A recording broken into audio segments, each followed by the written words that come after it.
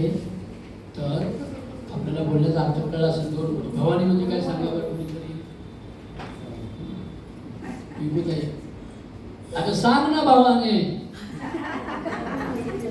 भवानी म्हणजे एकाने सांगा. भवानी म्हणजे मोकळं माणूस. बोला. नुसतं मोकळं नाही.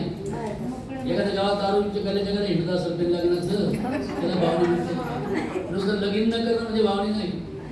लग्न करूनही तुम्ही भावानी आहात म्हणजे परमार्थ करता. ज्याने आपल्या ईश्वराने भजन करायला शरीर दिलं त्याच्याद्वारे भजन म्हणजे नुसतं टाळा वाजवून नाही. भजन म्हणजे सेवा. भज सेवेचा मूळ धातू आहे भज. भज या शब्दाचा अर्थ होतो सेवा.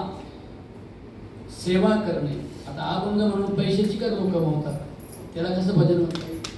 लोकसेवा करणं, ग्रहसेवा करणं, नाही का, मुलांना संस्कार देणं, मुलांना मोठं करणं, आपल्या मुलाचं लोकांनी कौतुक करावं, अशा पद्धतीचं आपलं जगणं असावं.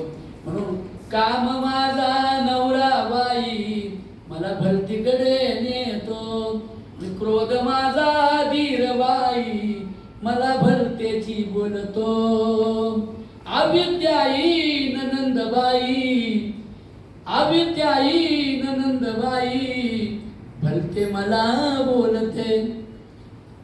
नाही